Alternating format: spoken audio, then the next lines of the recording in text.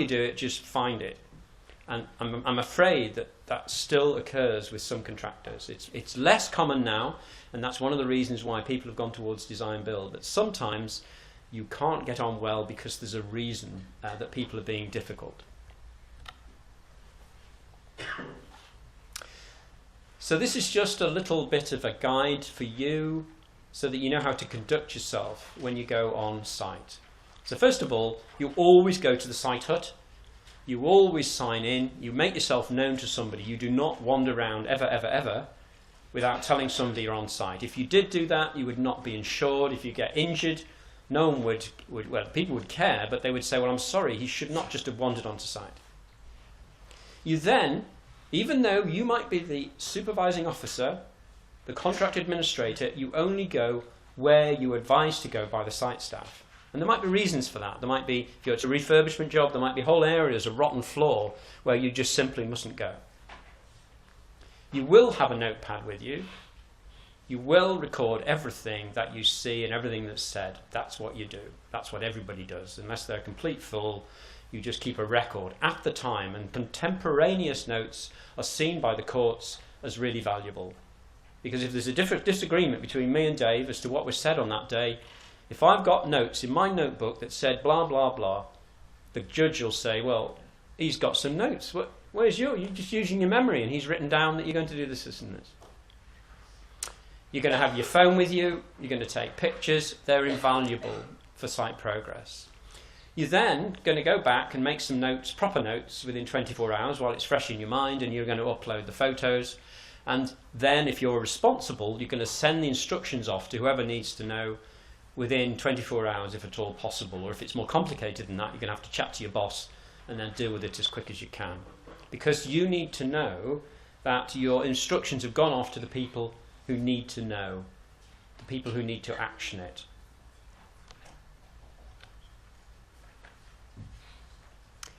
So what are you looking for in a site visit?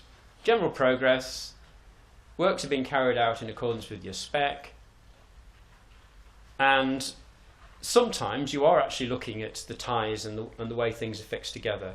If you remember, I've told you this before, but there was a failure in some Scottish schools where the brickies could not be bothered to put the ties in a cavity wall. Okay? And sadly, part of our industry has people who really don't care. And it's a real problem, because sometimes the way in which a DPC is lapped under the ground, or the way in which a drain is joined under the ground, is critical to the success of the building, and the guy on a Friday afternoon just can't be bothered. Anyway, these bricklayers could not be bothered putting in ties that were standing in the corner of the site.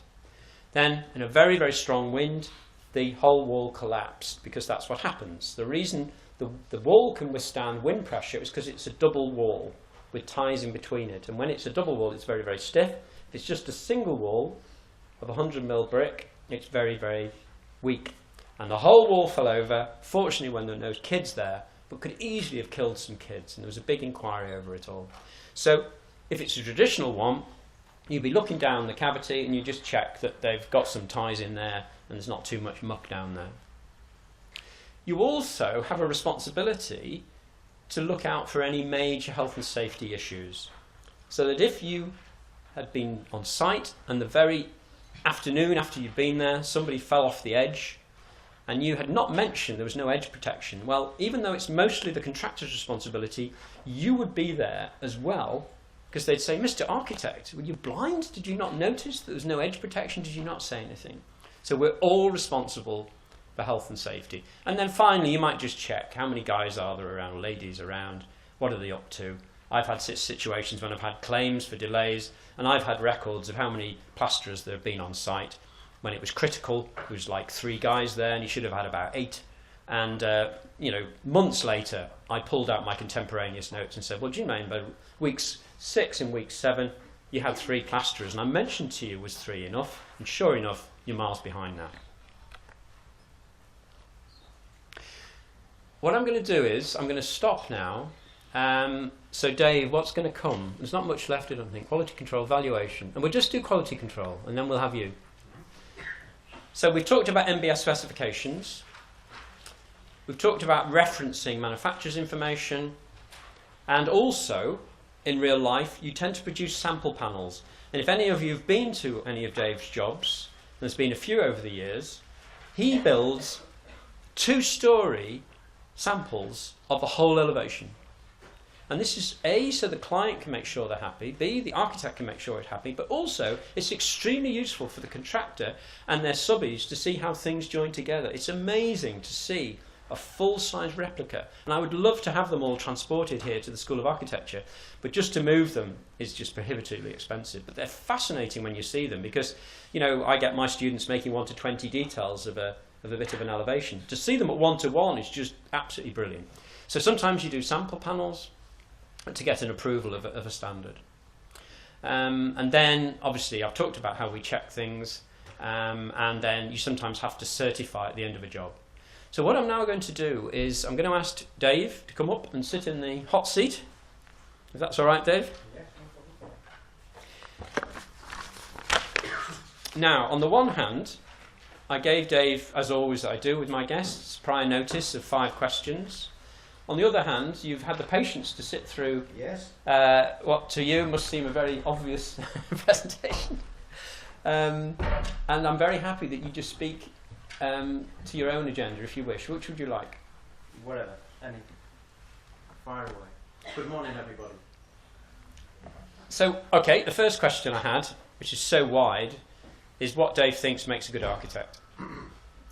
From a contractor's point of view, it's all about information. Information, information, information every time. Remember, it's recorded, yeah? Yes. You need to form a relationship. The one thing that you need to take from today, certainly from my point of view, is what makes a good architect is the relationship that you form with your contractor. We've all got our jobs to do, and if that job can be made much, much easier if you have a really good relationship and good communication between yourselves. Young architects coming into construction, they have to go through a learning curve, and we appreciate that as contractors. We've just been doing a very large scheme at Greenbank that's had a lead architect that was very experienced, but there was 2 architects below that lead who were on-the-job architects producing the real construction information. And they were a little bit nervous and we were a little bit sceptical, but they've turned out to be 2 of the best architects that we've worked with, and certainly that I've worked with in the last 40 years, because they came in and said, what do you want us to draw? What level of information do you need? And we formed this relationship after a very nervous start of what our expectations were. And remember, they're nervous because they're coming to this big, aggressive contractor that can be perceived as what's out there in the big wide world. And it's not like that. You need to form these relationships from day one. And the contractor, if he's worth anything, will work with you. And if the architect has that same attitude, you can do some really good work together. So it's all about forming that relationship from the very start and using the experience of the supply chain and the industry that's around there. I noticed as Peter was going through some of his lecture, and we'll just go off piste a little bit here, I made some brief notes as he was going through the slides, and I just want to throw these in to sort of elaborate on some of the stuff that Peter was talking about. And one of the first things which has come in recently, well not recently, it's been in a few years now, is the role of the principal designer and health and safety. And most architects now become principal designers. So you have another role to fulfill here now, which is, the main thing is, can these people build safely what I am intending to design? And that's a very, very important thing. And you will be asked for designers' risk assessments. We've done schemes which has been very, very difficult to build because it's been a glass tower at the corner of a junction on a crossroads. you've got traffic lights, and whilst you can get temporary closures to build this, you've then got to maintain it. So a simple thing as how are we going to clean the windows on that corner at the junction of a major crossroads with traffic lights, and we need something that will reach 10 stories. So just be aware of that and the principal designer role, which will inevitably come onto yourselves, because you are the most skillful people to be able to do that role. The clue is in the name, principal designer. It's just now attached to health and safety and buildability, something else which Peter put up there as a buzzword. Timing of information. Peter was on about the information required schedule, and the contractor is going to be very unfair if he asks you for everything on day one. Quite true. And most contractors won't do that. But there is that happy medium. And I've been in situations whereby in the very first few months of a contract, we've been talking to the architects and we've gone into a design meeting and we've said, we need to know the furniture layouts. What? At this stage? What? Why do you need furniture layouts? And we needed furniture layouts because we needed to design the M&E. And if you think about it, the M&E is positioned basically around the finished job, where all the tables, the chairs, the desk, whatever the case may be, doesn't matter whether it's a school, whether it's a health centre, whether it's a production warehouse, whether it's sports and fitness, whatever you're designing, the furniture will be the kickstart, and you have to work back from the job then, when you're thinking, crack it. So the architect then, they're on the back foot.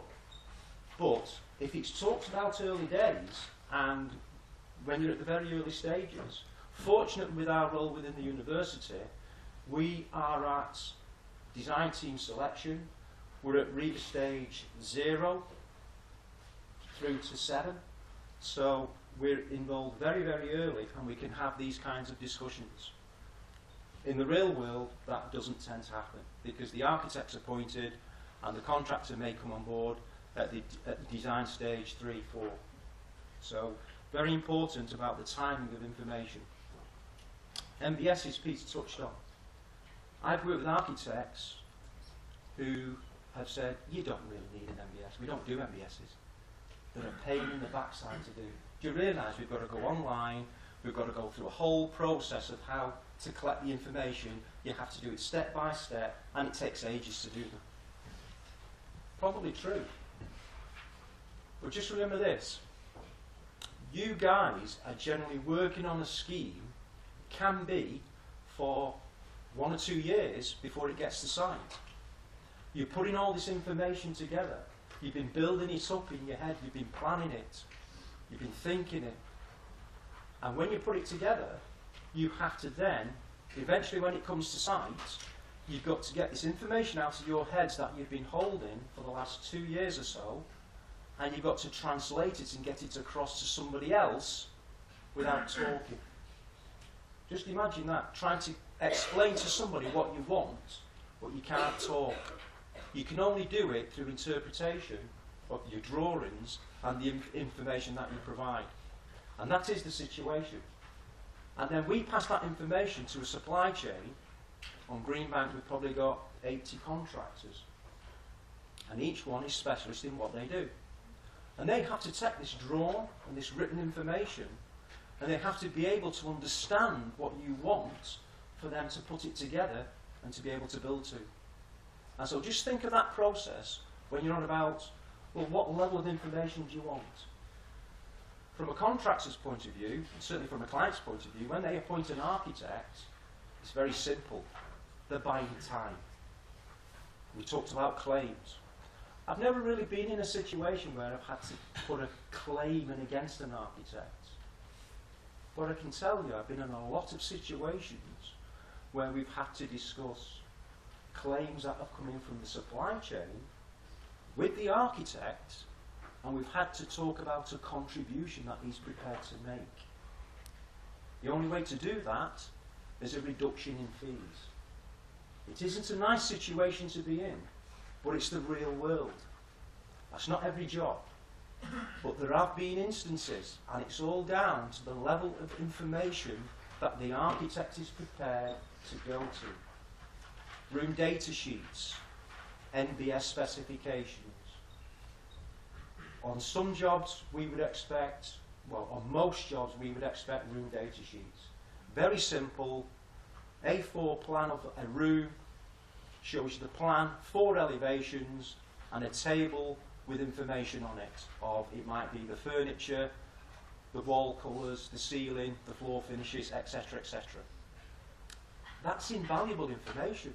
To be able to go to a drawing and see what colour paint you want on these 3 walls and what's the different colour on the 4th wall.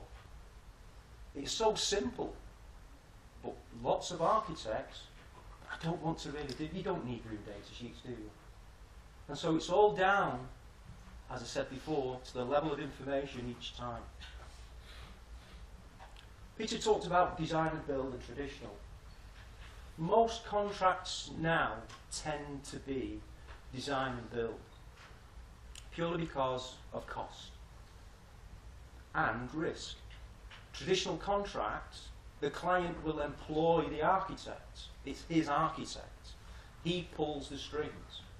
He sends out a level of information which is priced traditionally, and the contractor, being fair, he has to give a price. He can only give a price based on the level of information that has been produced. Produce poor information, you'll get a poor price. Produce really good information, you might get an expensive price. But you won't get any claims because it's all there. That said, most contracts are going to design and build. And Peter's quite right in what he said about different attitudes to contractors out there. I've never done a design and build job where there has been a them and us with an architect. We've always brought the architect on board, and our attitude with the architect has been, this may be a design and build job, but we expect the level of information as if it was traditional. Now, years ago, when we did do traditional jobs, we used to get 3 sets of drawings at a handover meeting, and all the drawings would be done because the architects had been working on this scheme for 2 years.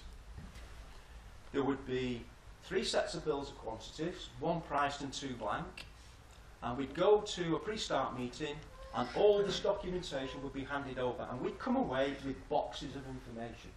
Absolutely fantastic. You couldn't wish for anything else. The architect has done his job, and all that remains then is any queries which are found on those drawings, any little gaps, RFIs, TQs, whatever the case may be. But a good design and build contractor, if he's in bed with his architect and they're working really, really well, that's the level of information that you want. Remember, we've still got to get this information which is in your heads to be able to build to. And just keep, how do I do that? How can I get this across? So there's good ways of doing D&B, there's bad ways. I haven't come across a bad way whereby there's been the contractor and the architect head to head at each other. You need to be this partnership. The best jobs have been where there's been a good communication and a good relationship. Use the specialist information that's out there. There's loads of it.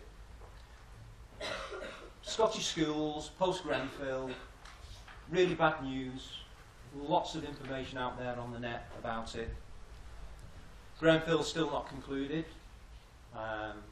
They're probably a long way through it. But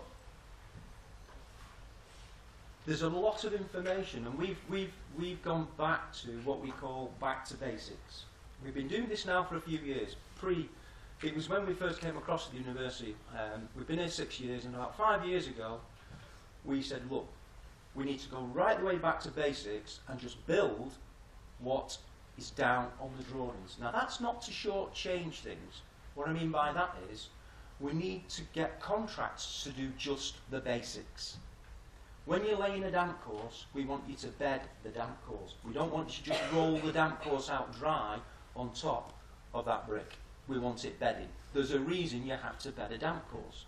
There's a reason you have to choose a certain length of wall tie, because it has to be embedded in the brickwork a certain distance to get its strength. The supply chain out there are losing it. All because of how we've become, in a little way, a little bit of a plastic industry. A bit DIY-ish now. Trades are not as long as they used to be for apprenticeships. Okay? So, use the information that all these specialists are providing, but also question it. Lots of people have been using the information that Kingspan and Celotex and all the PIR, PUR installation companies were providing. They've been putting it on tower blocks. We've had agreement certificates come across our desk saying, stamped, got an agreement certificate can be used above 18 metres. How true was that?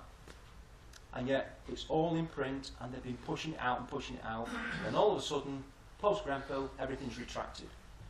And now there's an autopsy on what you can and what you can't do with it. So, there is an abundance of information out there. Use these specialists and get them on board. And one of the most difficult things that you'll come across is you've got architectural flair. You've got to be able to use your flair in putting these buildings together, designing iconic buildings. But you've also got to remember, you've got to bring all these components together, and you've got to coordinate them and make them work as one. So yes, it's fantastic to come up with details. We sometimes struggle because how to build some of these details. Because you're thinking of new things and a little quirk on this, or I've seen that and I want to put my spin on it. That's great. But just be aware, you have to be able to do it. It has to work. It's got to be soundproof. It's got to be weatherproof. It's got to be maintainable. It's got to last. I'm okay. I think that's pretty... You covered most things there, Dave. Just one last thing, if you wouldn't mind, to give the students an idea of what it's like as a contractor to be looking at one of their drawings in the site hut. Back to information. The first thing we look at is, do we understand it? Does it make sense? Once we understand it and we get the gist of what the architects are trying to achieve, we'll then hone in on the detail of buildability and longevity. And we very rarely change things to cheapen things up. Yes, we have to be commercial. It's a commercial world.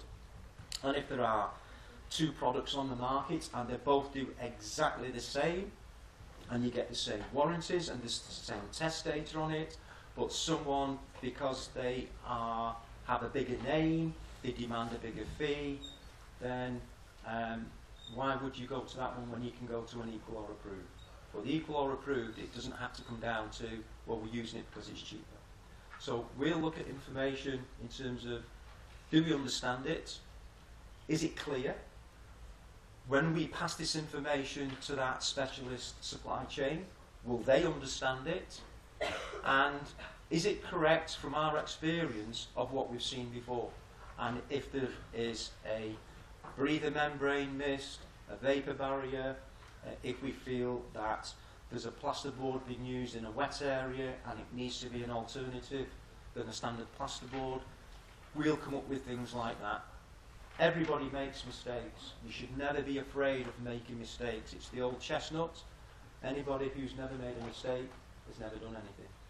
So don't be afraid of making mistakes, but please use the people out there, form that relationship, and use the knowledge of the product data that's out there and the skills of the supply chain. Okay, well, I know Dave's got to get on his way, but I would like to thank him. He's a very senior guy with a lot of experience, and hopefully that's been helpful for you. So thank you very much. Thank you.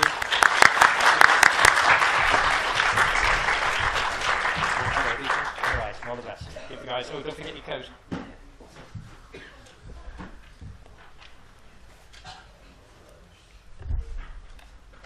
Okay, don't worry, there's not too much to go now. I just want to go through these. There's some certification things that you just need to be aware of. So the next section is valuations and payments. Of course, people want paying, so normally you would do valuations each month of the works that are happening on site. You would check to see what's been built, and you would check that against some sort of schedule to say what they were going to do. And you would then authorise payment to them in a certain way. If there's work that's unsatisfactory, so if this brickwork over here isn't suitable, even though they built it, you would not necessarily include it within a valuation. So on a traditional thing, the way it works is the quantity surveyor or the cost consultant will go to site and measure the amount of work that's finished. They will then send a note to the architect. The architect will say, yes, all of that is, I agree, all of that is what we want and it's done to a satisfactory standard. The architect will then raise a certificate which will go to the client. That warns the client that they should pay the contractor, and the contractor then sends an invoice back to the client. So you've got this sort of 3 people, or 4 people really, working together in order to pay the contractor with all the checks and balances.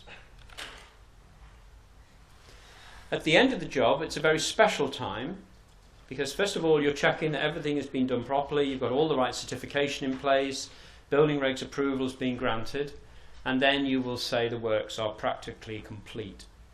Now throughout the job, although you will have valued the work, you will have held back 5% of what they're due. It's called retention, and this is to do with any problems that occur later. At practical completion, you release those retentions and you just hold back 2.5% of the monies that they are due for the last 12 months. And at the end of the 12-month period, when all the shrinkage, cracks, etc. are finished, being filled up, you authorise the final payment. Now, if the contract is overrun for no good reason, it's just the contractor has been slow, then the client can levy strange things called liquidated and ascertained damages against the contractor for the delay period. So supposing you're doing a shop, and supposing it's 3 weeks late for no good reason, and supposing it's just coming up to Christmas, if the client can demonstrate that they've just lost £300,000 because they weren't able to trade for those 3 months leading up to Christmas, then they can have a go at levying liquidated and ascertained damages to the client. Now in actual fact, you declare these levels of damages up front at the beginning of the job. You don't just do it on the hoof, but that's what they are. So claims come from contractors when things change, and they're all to do with the additional cost of either the work involved or the fact that you have been delayed, and that's costing you more money having your staff on site. You would of course have to refer back to some sort of datum in order to demonstrate that it's more expensive than you thought it was going to be, or you spent longer than you expected. And so this can affect us, it can affect the other consultants, and even the material suppliers. So obviously, to avoid them, you need to define the work really clearly up front and have as much detail as you possibly can when you send the initial information out to the contractor. You're going to keep on top of supply of information, so people can't blame you that you're holding the job up.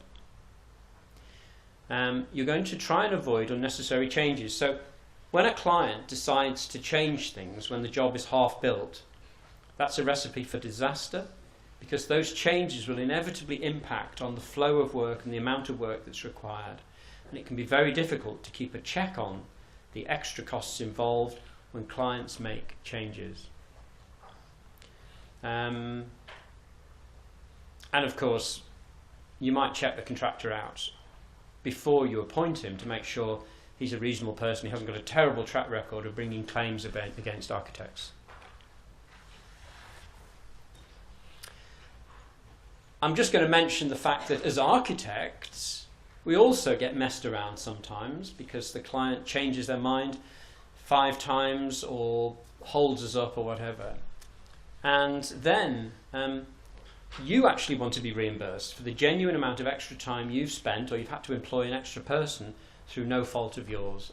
And the same thing applies, where if you have a good signed appointment document at the beginning, which sets out what you're going to do in the scope of work, then you've got something to compare with when the scope of work changes. And you may have to demonstrate why that's cost you or taken you more time.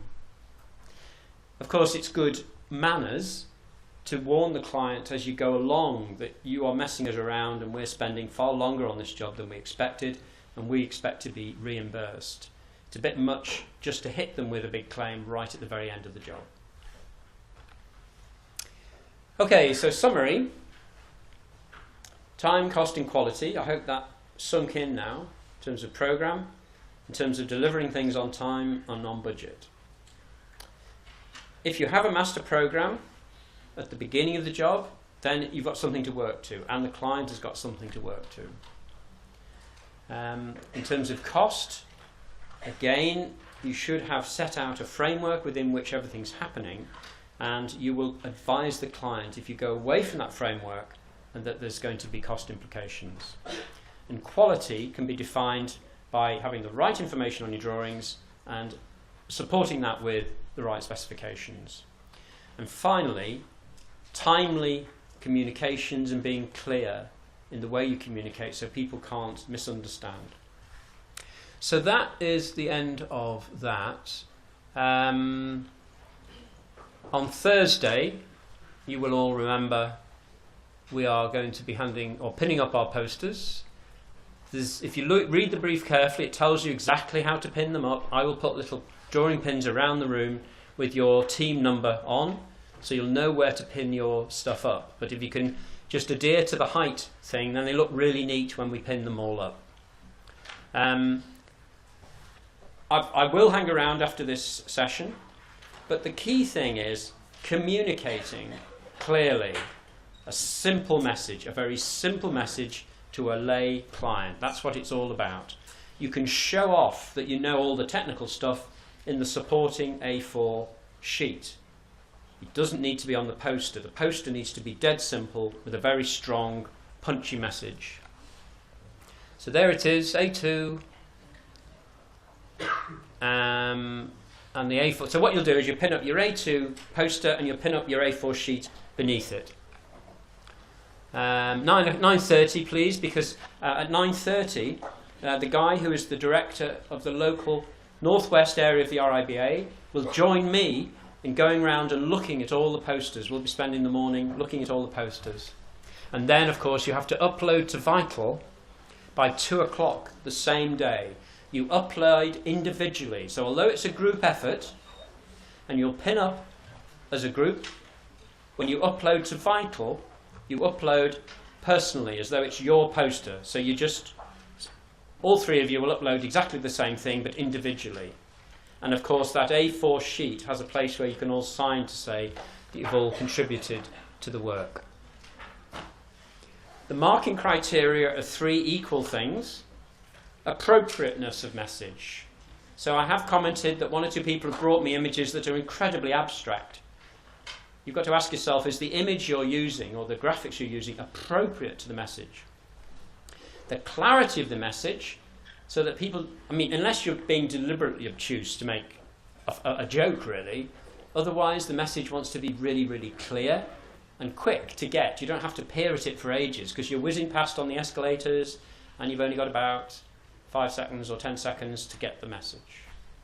And then finally the graphic quality. Because it's a poster, 1/3 of the marks go to the quality of the graphics and the clarity of the text and all the rest of it that you're using. And if you're puzzling, this target audience thing, I just keep referring to people's mum or people's dad or people's auntie. We're looking at just regular people reading these posters, ordinary people who might commission work, or maybe they're a director of a company and they think, well, I need an architect. Oh right, I didn't realise they did building regs. I didn't even know I needed building regs. That's interesting. Okay, I'll use an architect. Try not to use too many words because these are posters. So there you go, 9:30 and upload to Vital. Now, just to remind you over the Easter that at the end of every single lecture is one of those.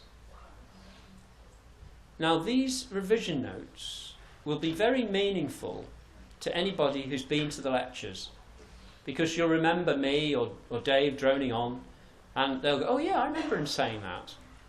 But these revision notes are there for a reason, particularly on some of the big subjects like planning and building regs, where Dave carried an awful lot of information. So look at the revision notes, because it gives you a big clue to the sorts of things that are likely to come up in the exam. Now, if you have been to the lectures, you've had a look at the slides, you've had a look at the revision notes, then, you know, I really would not expect you to have a difficulty with this exam. In order to get a really high mark, there are a handful of questions, maybe 6, which actually require you to think quite a lot and actually work out what is going on. And if you've read that book of Stephen Brookhouse and you've thought around the subject, then you will be okay at answering those questions too. But it's a requirement of the university that there are some questions there that are difficult. But trust me, there's only, I don't know, 6 or maybe 10 that require you to really think about things and unpick a problem. But as I say, and what I'll do is, after Easter, the next session is ages. Because we've had to bring things forward because of bank holidays and various other things, the next and final session is the 9th of May, which I think is a Thursday. I'll send you a thingy. And in that session, all that is going through another project. It's another library. We'll go through all the RIBA work stages, and I'll tell you what happened and all the problems that occurred. So it'll remind you of all the things we've been talking about. And then I literally will help you by going through these revision notes and explaining what some of these comments mean, just as a refresher. So that one is something I would recommend you come along to. So I will be hanging around. Before we stop, has anybody got any questions? You all happy? Yeah? What is the layout of the exam? Okay, that's a very good question, thank you. So please do ask questions. By Easter, I will upload 20 sample questions. Okay? It's very straightforward. In the exam, there's 50 multiple choice questions. Each question has 5 possible answers. You have to choose one of those answers. There's no negative marking. It's pretty clear because the question is either this statement is true, and it's bold where it says true, this statement is untrue, or it says fill in the missing words, and you have to choose one of the 5 that fills in the missing words accurately.